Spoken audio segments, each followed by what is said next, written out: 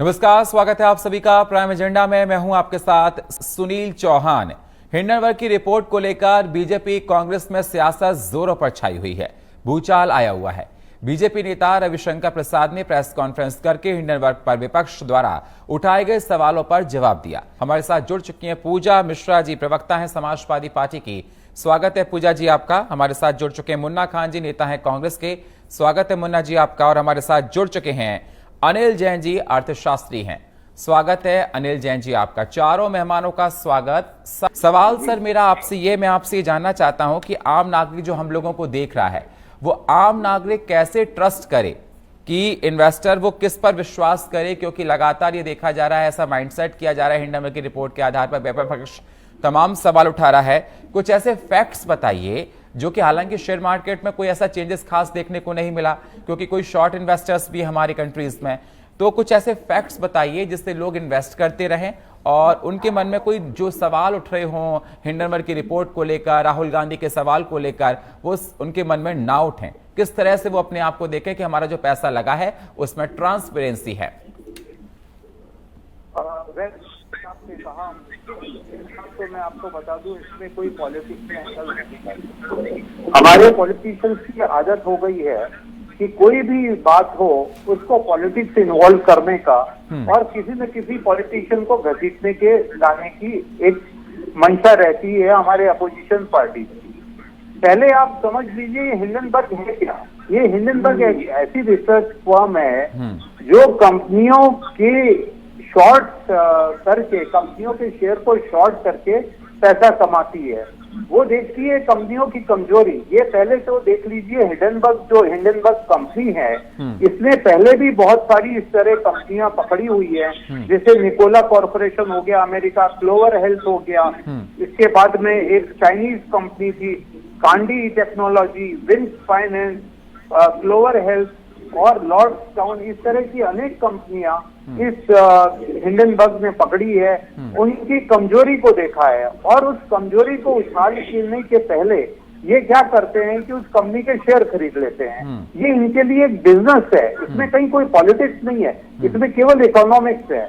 उनको मालूम है कि किसी कंपनी की अगर हम कमजोरी को उछालेंगे अखबार में तो वो शेयर होल्डर उसके अगेंस्ट में हो जाएगा, वो शेयर को सेल करना शुरू करेगा कि उसको लगेगा कि इसके भाव कल गिर जाएंगे, तो वो एक सेलिंग आ जाएगी। और जब वो सेलिंग आएगी, उन्होंने तो अपनी पोजीशन पहले ही ले रखी है और उस पोजीशन को, शॉर्ट पोजीशन को वो कवर कर लेंगे और करोड़ों रुपए कमाएंगे और वो करोड़ों रुपए कमा रहे हैं। इसमें इज ओनली ए बिजनेस। और एक चीज और ध्यान रखिए, ये जब भी रिपोर्ट देते हैं, हिंडनबर्ग की रिपोर्ट को लेके उछाला जा रहा है। हिंडनबर्ग अपनी रिपोर्ट में खुद लिखता है नीचे कि जो भी इंफॉर्मेशन मैं अपनी रिपोर्ट में दे रहा हूँ वो गलत भी हो सकती है।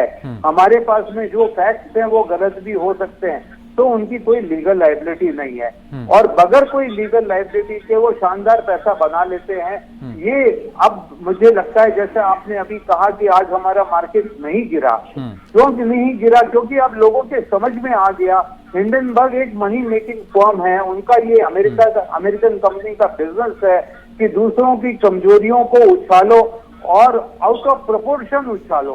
हो सकता है कि कुछ कमियां अदानी ग्रुप उनको लगा कि एक वीक पॉइंट है जिसको हम आसानी से, क्योंकि वो पब्लिक आई में है, उसके ऊपर पूरी जनता का इतना बड़ा पॉलिटिकल फोकस भी है और जनता का भी फोकस है और इस जबरदस्त ग्रोथ है अदानी ग्रुप में, तो लोगों ने इन्वेस्ट किया हुआ है। और जो रिटेल इन्वेस्टर है वो जल्दी से इनकी रिपोर्ट पढ़ के घबरा जाएगा और वो बेचने पे आ जाएगा। बेचने पे आएगा तो मार्केट गिरेगा और मार्केट गिरेगा तो वो अपना कवर करके पैसा बना के निकल जाएंगे।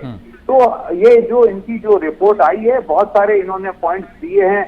स्टॉक मैनिपुलेशन का पॉइंट दिया है, अकाउंटिंग इशू उठाया है, ऑफशोर कंपनी उठाया है अपनी रिपोर्ट में, इन्होंने गवर्नेंस का इशू उठाया है, एनवायरमेंटल क्लियरेंस का इशू उठाया, बहुत सारे इशू बना के एक रिपोर्ट प्रेजेंट की है। पर वो सब फैक्ट्स के बाद में लास्ट में लिख दिया कि ये सब गलत हो सकता है। This is what has to be observed and understood कि इनका क्या मंशा, इनकी क्या है। इसको पॉलिटिक्स से मत जोड़िए कि साहब मोदी जी से जोड़ेंगे हम या किसी और नेता से जोड़ेंगे या बीजेपी से जोड़ेंगे। इसको जोड़ने की कोई जरूरत नहीं है। दिस इज ओनली ये इकोनॉमिक्स का खेल है, ये पूरा का पूरा पैसा बनाने का खेल है।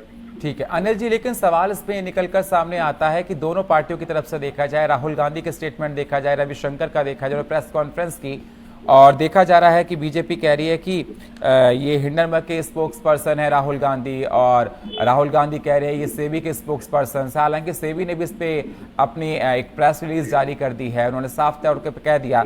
मैं आपको बता दूं हिंडनबर्ग को लेकर सर पहले भी 18 महीने पहले भी तमाम सवाल खड़े हुए थे और सुप्रीम कोर्ट ने उस पर खुद संज्ञान लिया था। सुप्रीम कोर्ट ने 3 जनवरी 2024 को कहा था कि सेबी की जांच बिल्कुल उचित है। जो उसने स्टेटमेंट निकल कर आया, there is no need of CBI जांच की, उसमें कोई जरूरत नहीं है, और ना ही एसआईटी उसमें गठन होनी चाहिए। ये बात भी उन्होंने कही थी साफ तौर पर सुप्रीम कोर्ट ने। और सुप्रीम कोर्ट ने यह भी कहा था कि सुप्रीम कोर्ट ने कि एसआईटी जांच की कोई जरूरत नहीं है, थर्ड पार्टी के सबूत तो ठीक नहीं माना जा सकता है। सुप्रीम कोर्ट का यह डिसीजन था और बार बार राहुल गांधी यही कह रहे हैं कि सुप्रीम कोर्ट इस पूरी बात को संज्ञान ले, सुप्रीम कोर्ट इस पूरी बात को ढंग से देखे। मैं आपसे ये जानना चाहता हूं अनिल सर जी, क्या हालांकि अगर देखा जाए प्रेस कॉन्फ्रेंस में भी रविशंकर प्रसाद जो कि देश के पूर्व कानून मंत्री रह चुके हैं, उन्होंने कहा ये सब इसलिए किया जा रहा है जिससे फॉरेन इन्वेस्टमेंट एफडीआई है वो भारत में ना आ पाए, भारत की इकोनॉमी को डाउन किया जाए, इन्वेस्टर्स जो इन्वेस्ट करते हैं फॉरेनर्स वो भारत में इन्वेस्ट ना हो, इन सारी बात का इफेक्ट मार्केट पर पड़े और जिससे नरेंद्र मोदी की जो सरकार है, मोदी सरकार की सेंट्रल गवर्नमेंट है, उसकी छवि धूमिल हो। राहुल गांधी अपोजिशन के एक नेता हैं और जो अपोजिशन को शायद काम करना चाहिए वो कर रहे हैं हिंदुस्तान की अपोजिशन में। वैसे तो अपोजिशन भी जनरली कंस्ट्रक्टिव ही होता है, पर हिंदुस्तान का अपोजिशन जो है वो पूरा डिस्ट्रक्टिव है, मैं ये कहूंगा। उनको कभी कोई पॉजिटिव बात समझ में ही नहीं आती है, या समझ में भी आती है तो उनको लगता है कि अगर हम मोदी जी की तारीफ करेंगे या इकोनॉमी की तारीफ करेंगे, that will go all against us. तो लेट्स फॉरगेट राहुल जी ने क्या कहा क्या नहीं कहा। बात करते हैं सुप्रीम कोर्ट की। सुप्रीम कोर्ट ने अपना काम पूरा नहीं किया। सुप्रीम कोर्ट अगर क्लियर कट कहता, सुप्रीम कोर्ट ने जो अपना जो ऑर्डर दिया है वो क्लियर नहीं है। सुप्रीम कोर्ट ने क्लियर कट कहना था कि ये सेबी के ऊपर हम छोड़ देते हैं और सेबी का जो भी ऑर्डर होगा वो SEBI is a technical body और वो उनके पास जो भी एक्सपर्टीज की जरूरत है इंक्वायरी करने के लिए वो एक्सपर्टीज है और उनकी जो भी ऑर्डर होगा वो फाइनल होगा। अभी तक सुप्रीम कोर्ट के अंदर मेरे को नहीं लगता कि कोई फाइनल ऑर्डर आया है और सेबी ने भी अपना काम अभी तक पूरा नहीं किया है, saying that it will take more time। तो सेबी की तरफ से भी पॉइंट टू पॉइंट डिनायल आना चाहिए था। जो भी चार्जेस इन्होंने हिंडनबर्ग में लगाए हैं और जो भी बात कही है ये पॉइंट टू पॉइंट रिप्लाई होती, ना केवल उसको एक कह देना कि जनरल उसको कि भी ये रिपोर्ट सही नहीं है। यहाँ पे SEBI should come out clearly with point reply whatever has been mentioned in this, whatever charges have been put into the Hindenburg report। तो वहां पे कुछ कमी हमारे यहाँ से है and I am sure SEBI के जो एक्सपर्ट्स हैं दे शुड क्विक और अच्छी जल्दी उन्होंने ये काम करना चाहिए। जैसे ही कोई बाहर की एजेंसी आए और इस तरह के चार्जेस लगाए तो immediately within 24 hour 48 hour these experts should sit and come out with a public statement denying कि भाई ये सब गलत है। और गलत क्यों है, पॉइंट टू पॉइंट रिप्लाई जाना चाहिए। स्टेटमेंट चला जाए कि ठीक है सर, रिपोर्ट आते हैं सर आपके पास। आते हैं हमारे साथ मुन्ना खान जी, पूजा जी उनके पास भी जाना है। मुन्ना खान जी, देखा जा रहा है राहुल गांधी तमाम सवाल खड़े कर रहे हैं। राहुल गांधी ने कहा, मेरे पास उनके स्टेटमेंट्स, राहुल गांधी ने कहा कि प्रधानमंत्री जेपीसी जांच के खिलाफ क्यों हैं, जेपीसी जांच की बात कर रहे हैं और अडानी ग्रुप के खिलाफ बेहद गंभीर आरोप है राहुल गांधी ने कहा। और मैं आपसे जानना चाहता हूं, ये सुप्रीम कोर्ट कह रही है सीबी की रिपोर्ट जांच ठीक है और एसआईपी जो एसआईटी स्पेशल इन्वेस्टिगेशन टीम को मतलब जांच की कोई इसमें जरूरत नहीं है। सवाल मेरा आपसे ये है सर कि देखा जाए कि 18 महीने पहले जब हिंडनबर्ग को लेकर ये बात हुई थी, सुप्रीम कोर्ट में पूरी सुनवाई हुई, कोई शेयर मार्केट इफेक्ट नहीं आया। अभी बांग्लादेश का इतना गर्म मुद्दा देखा जा रहा है, उसके बाद भी भारत के शेयर मार्केट पर कोई असर नहीं दिखाई दे रहा है सर। और हिंडनबर्ग का भी मुद्दा चल रहा है भारत में, लगातार ये खिंचेगा, विपक्ष लगातार सवाल खड़े कर रहा है, इसका कोई असर नहीं निकलकर सामने आया। तो क्या ये माना जाए कि जिस प्रकार से हिंडनबर्ग को लेकर हिंडनबर्ग तमाम सवाल खड़े कर रहा है, कि अब भारत में जो बाहर से निवेश होता है वो इसका असर पड़ेगा। हालांकि देश में देखा गया कि ऐसा कोई असर नहीं पड़ेगा, लेकिन बार बार ही देखा जा रहा है लोगों के मन में एक शक पैदा करना, सवालों के घेरे में लेना शेयर मार्केट को, माधवी को लेकर सवालों के घेरे में लेना, सेबी के जो चेयरपर्सन है उसको लेकर, अडानी को लेकर सवालों के घेरे, उनकी कंपनियों को सवाल खड़े करना, तो उसको लेकर क्या आपको लगता है कि आगे चलकर फ्यूचर में शेयर मार्केट पर कोई इसका असर देखने को मिल सकता है? बिल्कुल नहीं। आप पहले तो ये समझिए कि हिंदुस्तान की इकोनॉमी GDP में अगले साल भी जो प्रोडिक्शन है वो कम से कम 6% की है। शेयर मार्केट छोटी आरोपों से या किसी की एक रिपोर्ट से नहीं चलता। ये देश किसी एक कंपनी की कोई रिपोर्ट से या एक कंपनी पे कोई चार्ज लग जाए उससे हमारा देश नहीं चलता। हमारा देश चलता है 144 करोड़ लोगों से और हमारा देश चलता है हमारे देश की इकोनॉमी से। आज हमारी इकोनॉमी जो है वो आज इतना अच्छा रिटर्न दे रही है। आज हमारे foreign exchange result they are on all time और आज एक्सपोर्ट हैं वो बढ़ रहे हैं। तो कुल मिला के जो इकोनॉमी की सिचुएशन है वो बहुत अच्छी है। एक्सपोर्ट्स बढ़ रहे हैं, फॉरेन एक्सचेंज रिजल्ट बहुत शानदार हैं, GDP की ग्रोथ बहुत शानदार है।